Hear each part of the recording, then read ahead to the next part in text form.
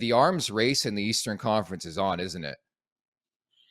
I was looking at it. We were talking about it on Sportsnet the other night, and I know that the Leafs fans get all tied up because obviously they know they're going to be playing Tampa Bay, and Boston is Boston and having one of these remarkable years. But if you start to look at like the New Jersey Devils and the New York Rangers, and the team that's just beyond me. I was working as a consultant last year with Carolina, and part I was kind of thought I really felt at the deadline there was some stuff that could be done. We were right in on the Giordano thing, who I've got very close ties to, and Nick Delorier, and they made an organizational decision to stand pat and added Max Domi exceptionally late. But and then you run into a couple injuries and you're out. And I just think that Carolina team this year, they've done a wonderful job. They added Burns, they've added some other pieces. Even with losing Trocheck and Niederreiter, and I mean, holy smokes, like they've got $10 million in cap space, and I truly would have bet a lot of money that that's where Timo Meier was going to end up, because they've got picks, they've got prospects, and I just got caught up saying, get off your assets and get something going here. But it's like, I hope that they can still, I mean, that's a lot of cap space to be open, and they're not just going to, I know they notoriously don't like to move rental players, but I just felt somewhere they missed the boat on Meier. I just felt he's a Roddy Brind'Amour type player. I mean, he's going to fit well with New Jersey as well. But when you look at you have to have an atlas or a Google out to figure out half the names in that trade. But I felt that there was, yeah, there you go. Look at that. I heard a lot of good things about Shakur Makabudlin there. I've heard he's got an opportunity to be a top guy, but there's a lot of swings there. There's not a lot of locks as far as what they're going to be, and it's amazing how much people covet their own picks, and sometimes you might look at your own and think you have all these big shiny objects, and other teams just don't feel that way. And it's hard to find a match, but clearly some area they found a match. Could you imagine what the trade is going to look like for Carlson if that's San Jose? You're going to need 3 different boards to go up and down with the names going back and forth to make it work. But again, I just think there's so many teams, even you got Pittsburgh, they have to be all in with their core and the age of their team and the guys that they just re-signed. The Islanders, and you got like Florida and Washington on the outside looking in, and Buffalo and Detroit are kind of kicking tires.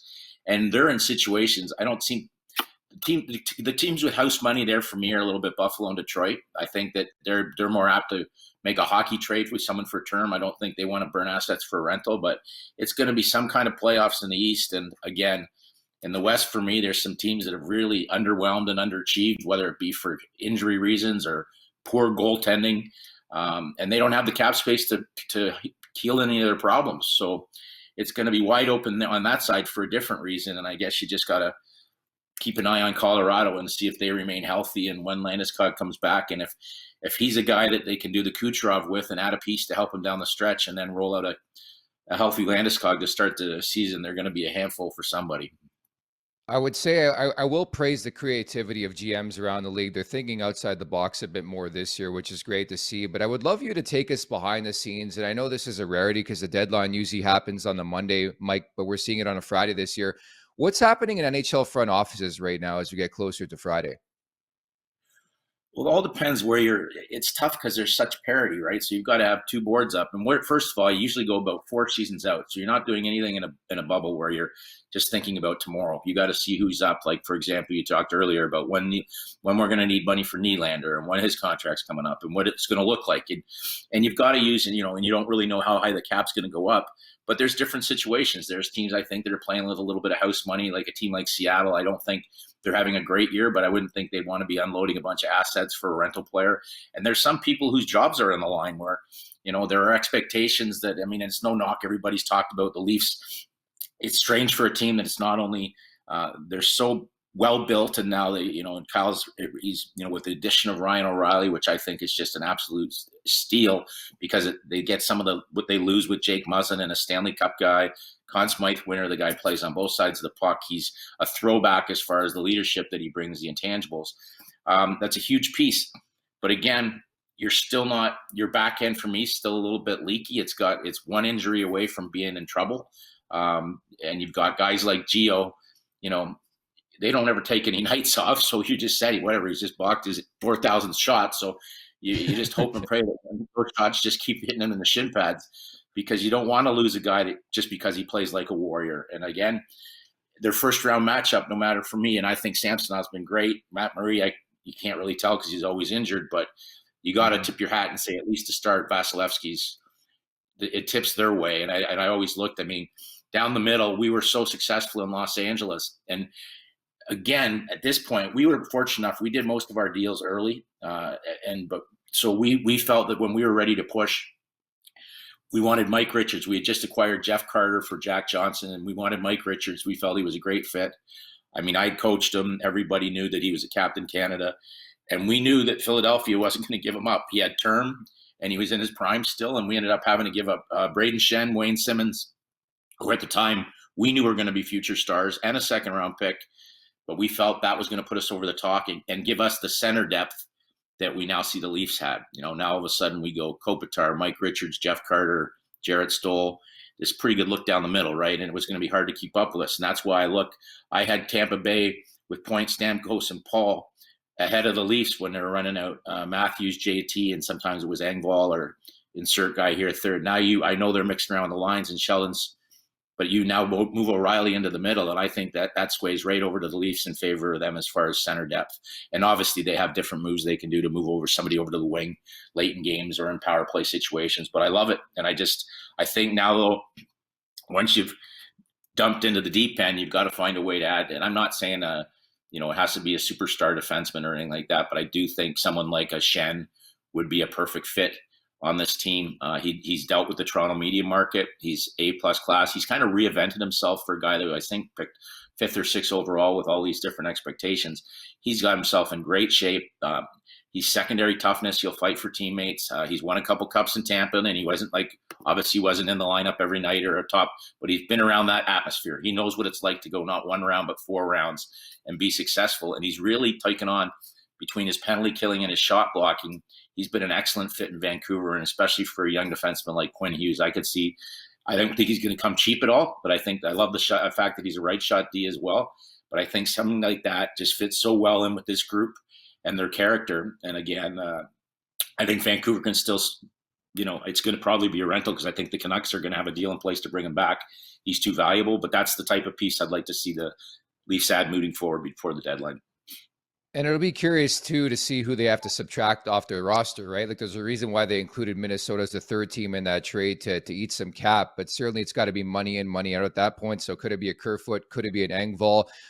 The eye popper on Sunday for sure wasn't even the Meyer trade. It was the Tanner Jeannot trade, right? He goes from Nashville to the Tampa Bay Lightning. What was your initial thought? And obviously you're really, really tied in throughout the league. What are people saying about it? Well, you made the point, okay? Who's going to argue with what Julian Brisbois has done, right? And I'm not, no offense, but I mean, I thought it was a lot.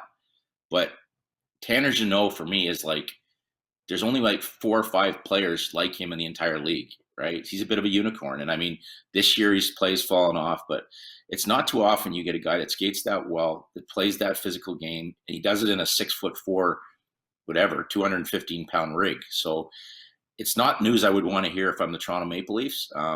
I think, and he's not a rental, right? So there's a lot for me to like about it in the future. And if he can get his game back, and the caliber of players that they're probably going to play him with in Tampa Bay is going to allow him to get around that net, I think he's one of the guys whose shooting percentage it's almost dropped something like 17 percentage points from last year, where I think he scored 24 goals. So for me, let's just cut it in half and say his shooting percentage is somewhere in the middle of those two things.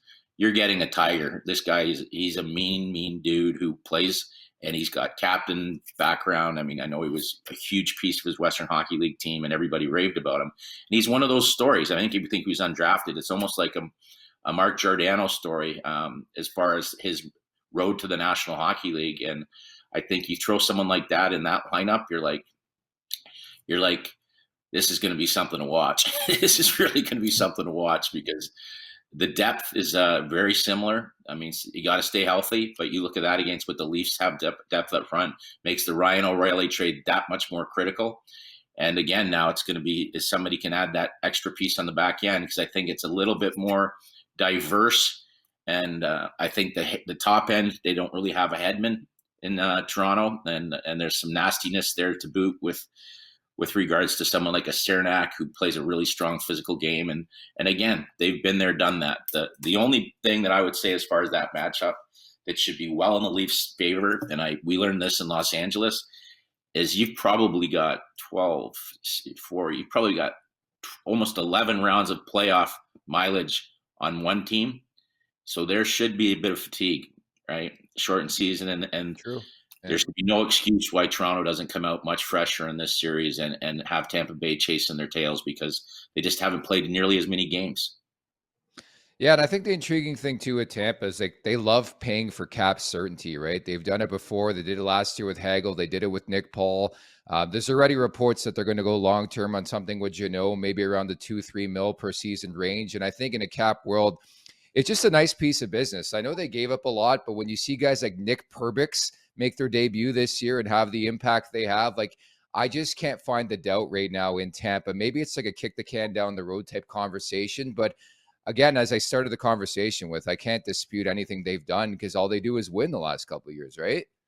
Absolutely. And they obviously feel so comfortable. I mean, they took Cal Foot in the first round, right? So, Yeah. and they've had him in their system, and it's not, this kid's obviously got incredible, his father, and this kid's going to find a way to play, but, there's not too many guys that leave Tampa that turn out and make True. them look like, wow, geez, we didn't see that coming. Like, they've just done such an exceptional job. That's why they've maintained this level of excellence over the way, that they seem to know better than any how to build a team and a roster that's not just great in the regular season, but they're great in the playoffs as well. And they're a tough out. They're a tough out in any way. And they obviously, you're looking at certain teams like whether this is Boston's last dance or however you max it up. I mean, I look at teams like Boston. It's a meta. You say, well, how can Boston do what Boston's doing? And we were talking the other night about, if you look at Pittsburgh, who's got an aging core, and how hard it is on Pittsburgh right now. Like when Krejci and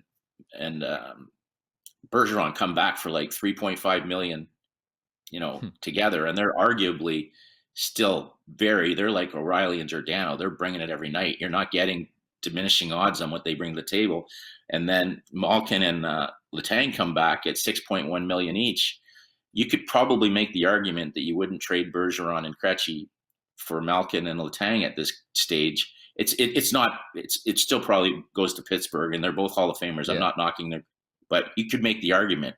But the difference is there's $9 million in cap space that the Bruins are allowed to add pieces and make their team better. And Pittsburgh has nothing to, they've got to, again, go into this massive creative thing where you're moving out contracts and moving out money just to add a piece that might marginally help you down the stretch. And it's incredible. And again, you cut Buffalo out. I'm trying to see like the Sabres, and you talk about we said Tampa doesn't let pieces get away that kind of could come back to haunt them. Now, of course, everybody looks like Tage Thompson. Yeah, if we saw Tage Thompson's coming at that, somebody would be like, that's one of those ones that you just want to have back. But, probably the area the Buffalo Sabres want to be improved in the most is goaltending. And then you look at what Linus Ullmark's doing in Boston. Like, that's a tough position to let guys go at. And then, they did a lot to keep Tristan Jarry around, and he's got to stay healthy and in Pitt, and he's got to put up a lot more than an 800 save percentage in the process.